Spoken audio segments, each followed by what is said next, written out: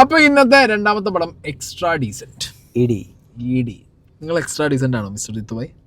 ചില സമയങ്ങളിൽ മാത്രം. അതെ, ചില സമയങ്ങളിൽ ഇയാളൊരു സൈക്കോ ആണ്. സോ എക്സ്ട്രാ ഡീസന്റ് മൂവി എങ്ങനെയുണ്ടെന്ന് ചോദിച്ചാൽ out and out Suraj Venjaramoodu പടം അല്ലേ. അങ്ങേരെ ചുറ്റിപ്പറ്റി തന്നെയാണ് കഥ ഫുള്ള് മുന്നോട്ട് പോകുന്നത്.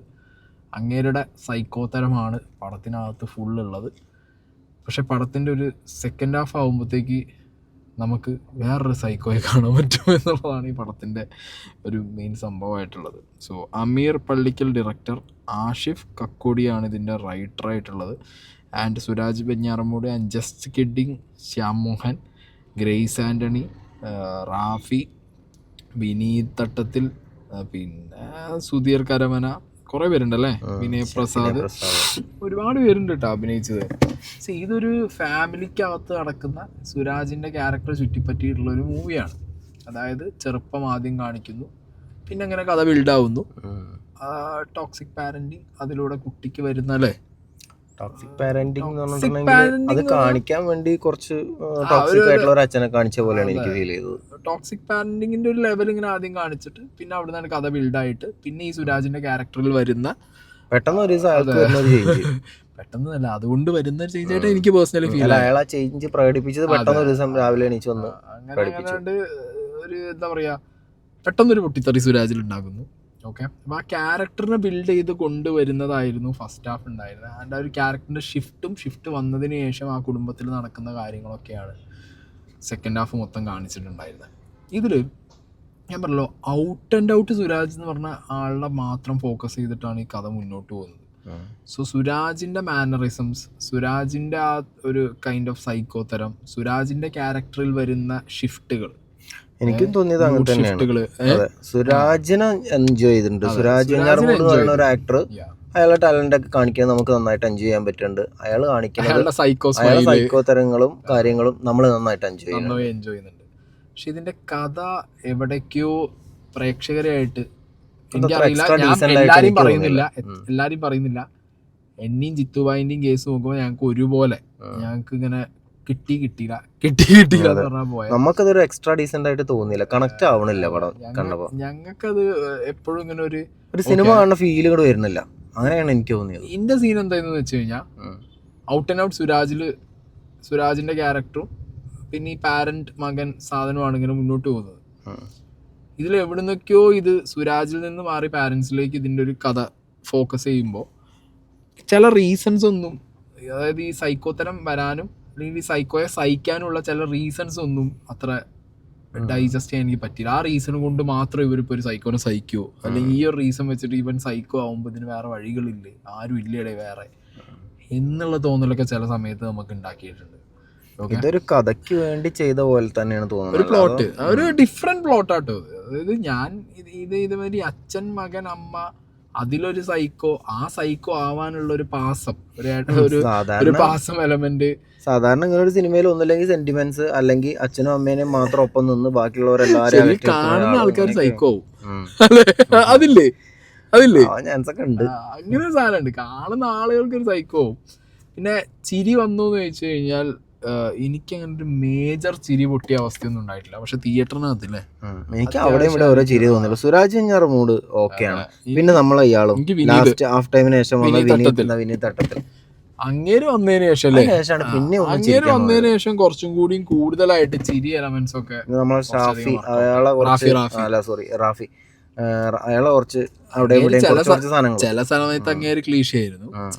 അങ്ങനെ എനിക്ക് കയ്യിൽ നിന്ന് എടുത്തിട്ട് ചെയ്തതാണോ എന്താണോ, കുറച്ച് 1-2 സാധനങ്ങൾ രസമായി തോന്നി. അതെ, പക്ഷെ സ്റ്റിൽ ഞാൻ പറയുന്നു ഈ ക്യാരക്ടറിന് എന്ത് സംഭവിക്കും, ഈ ക്യാരക്ടറിന് എന്ത് സംഭവിക്കാം എന്നുള്ളത് ഊഹിക്കുന്നിടത്താണ് നമ്മൾ എന്ത് നിർത്തി കഥ കൊണ്ടുപോയി നിർത്തിയത്.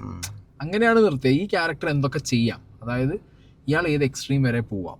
ഒരു മകനായി ഇരുന്നുകൊണ്ട് തന്നെ ഈ സൈക്കോ എന്തൊക്കെ സൈക്കോ തരത്തിന്റെ ഡിഫറെന്റ് ലെവൽസ് ചെയ്യാന്നുള്ളതൊക്കെയാണ് ഇതിൽ കാണിക്കുന്നത്. പിന്നെ അച്ഛനും അമ്മയും വീടിന്റെ ഉള്ളിൽ കിടന്ന് കുറെ നാടകം കളിക്കുന്ന പോലെയൊക്കെയാണ് ഫീൽ ചെയ്തത്.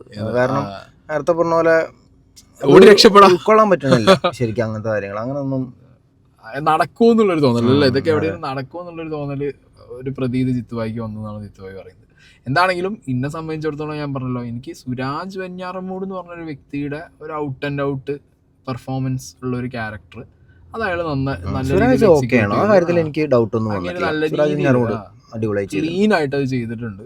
അത് നല്ല സൈക്കോ തരമാണെങ്കിലും സൈക്കോ തരത്തിലൂടെ കാണിക്കുന്ന കുറച്ച് ശരിക്കും ഒരു സൈക്കോ നമുക്ക് തോന്നുന്നുണ്ടായിരുന്നു. കുറച്ച് ചിരികളും അല്ലെങ്കിൽ സൈക്കോ തരത്തിൽ കൂടി കാണിക്കേണ്ടി വന്ന അയാളുടെ കുറച്ച് ഇമോഷണലും ആങ്കറൊക്കെ അതൊക്കെ നല്ല അതൊക്കെ നമ്മൾ ഒരു സിനിമയ്ക്ക് സുരാജ് വെഞ്ഞാറമൂട് ഒരു സിനിമയ്ക്ക് പോകുമ്പോൾ നമ്മൾ എന്തായാലും പ്രതീക്ഷിക്കാം അതൊക്കെ അയാളെടുന്ന് കിട്ടി. അത് മാത്രമല്ല സുരാജ് വെഞ്ഞാറമൂട് ഇതിനു മുമ്പ് ചെയ്ത ഒരു ക്യാരക്ടറുമായിട്ട് ഒരു സാമ്യമില്ലല്ലോ. സാധാരണ രീതിയിൽ എനിക്ക് എപ്പോഴും കാരണം അയാൾ ചെയ്യുന്ന സാധനങ്ങൾ ചിലപ്പോൾ കോമഡി ചെയ്യുമ്പോൾ നമുക്ക് കോമഡി ആയി തോന്നുന്നുണ്ട്, അയാൾ വെറുപ്പിക്കുന്നതാണുമ്പോൾ വെറുപ്പിക്കുന്നത് തോന്നുന്നുണ്ട്, അയാൾ പേടിപ്പിക്കുന്നതാണുമ്പോൾ നമുക്ക് തോന്നുന്നുണ്ട്. അയാൾ സൂപ്പറായി ചെയ്തിട്ടുണ്ട്. അല്ല ഈ വേറെ കാര്യമുണ്ട്, സുരാജിന്റെ ചില സിനിമകളിൽ എനിക്ക് തോന്നിയിട്ടുണ്ട് പ്രീവിയസ് ചില മൂവീസിന്റെ ഒരു എലമെന്റ്, ഒരു ക്യാരക്ടർ എലമെന്റ് കയറി വരാറുണ്ട് എനിക്ക് ചില സിനിമകളിൽ കേട്ടോ, പ്രത്യേകിച്ച് കോമഡി ചെയ്യുമ്പോഴൊക്കെ തോന്നാറുണ്ട്. പക്ഷെ ഇതിനകത്ത് അങ്ങനെയൊന്നുമില്ല. സുരാജ് വെഞ്ഞാറമൂട് അത് നല്ല വെൽ ഹാൻഡിൽഡ് ആയിരുന്നു. ഞാൻ പറഞ്ഞു ഈ സ്റ്റോറി നറേറ്റ് ചെയ്തതും ഇതിന്റെ സ്ക്രീൻ പ്ലേ നമ്മൾ കാണിച്ചു തന്ന സമയത്തും എനിക്കിത് ഏത് നോട്ടിൽ കൊണ്ടുപോയി എൻഡ് ചെയ്യുന്നുള്ളൊരു ക്യൂരിയോസിറ്റി ഉണ്ടായിരുന്നു. ഇതിവിടെ ഈ ഡയറക്ടർ ഈ കഥ എവിടെ തീർക്കും എന്നുള്ളൊരു ക്യൂരിയോസിറ്റി, അത് ഈ കഥ എങ്ങനെ തീർക്കും എന്നുള്ളത്. സെക്കൻഡ് ഹാഫ് കുറച്ച് ഹറിബറി ആയിട്ട് ഇത് ഒന്നുമല്ലാത്തൊരു സ്ഥലത്ത് കൊണ്ടുപോയി തീർത്ത പോലെ അല്ലേ? എനിക്കങ്ങനെ തോന്നുന്നത് എൻഡ് ചെയ്തത് ഇതെന്തൊരു എൻഡിങ് ആണ് എനിക്ക് തോന്നിയത്. അതായത് ഒന്നുമില്ല, പ്രത്യേകിച്ച് ഒന്നും ഇല്ലാത്തടത്തും കൊണ്ടുപോയിട്ടുണ്ട്. ഒരു ഇൻസിഡന്റ് വെച്ചാണ് എൻഡ് ചെയ്തു. മേ ബി ഇവരിഞ്ഞിപ്പോ എല്ലാ സിനിമകളുള്ള പോലെ തന്നെ സെക്കൻഡ് പാർട്ട് തന്നെയാണല്ലോ. അല്ല എനിക്ക് തോന്നുന്നത് സാധാരണ ചിലപ്പോൾ നോർമൽ സിനിമേനാണെങ്കിൽ ലാസ്റ്റ് ഇപ്പൊ ഇത് കൊണ്ടെത്തിച്ച് ലാസ്റ്റ് ഇയാളൊരു സങ്കടമായിട്ട് കാര്യങ്ങൾ വീട്ടുകാരെ കഴിക്കണത് വേണ്ടില്ലെന്ന് അത് തോന്നുന്ന അവസ്ഥയെ കൊണ്ടെത്തിക്കും. ഇത് റൈറ്റർ കുറെ എഴുതിയിട്ട് അഞ്ഞതാണ് അവസാനിക്കട്ടെ സ്റ്റോപ്പ് കുത്തിട്ട് പോലെ തോന്നി. മേ ബി അത് എക്സ്റ്റെൻഡ് ചെയ്തിട്ട് ഇനി അടുത്തൊരു പാർട്ട് വരാൻ വേണ്ടിയിട്ടായിരിക്കണം അങ്ങനെ നിർത്തിയത്. പാട്ടുണ്ടാവണമെങ്കിൽ വേറെ ചിന്തകളും കാര്യങ്ങളൊക്കെ ആയിട്ട് വരേണ്ടി വരും. ഇതുമായിട്ട് കണക്ട് ചെയ്തൊരു പാട്ട് ഉണ്ടാവാനുള്ള ഒരു സാധനം അതിനൊരു സ്റ്റോറി ലൈൻ ഉണ്ട്.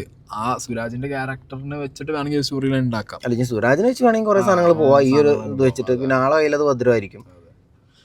ഇപ്പൊ എന്താണെങ്കിലും ബാക്കിയുള്ളവർക്ക് പെർഫോം ചെയ്യാൻ അച്ഛനമ്മ ക്യാരക്ടർ വിട്ടിട്ട് പിന്നെ ഗ്രേസ് ആന്റിക്ക് ആണെങ്കിലും ബാക്കിയുള്ളവർക്കും പെർഫോം ചെയ്യാൻ എനിക്ക് ഗ്രേസ് ആന്റണി എന്ന് പറഞ്ഞ സൂപ്പർ ആക്ട്രസ് ആണ്.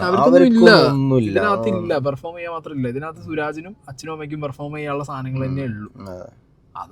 അവർക്ക് എന്താണോ പണി കൊടുത്തത് അവർ ചെയ്യും ചെയ്തിട്ടുണ്ട്.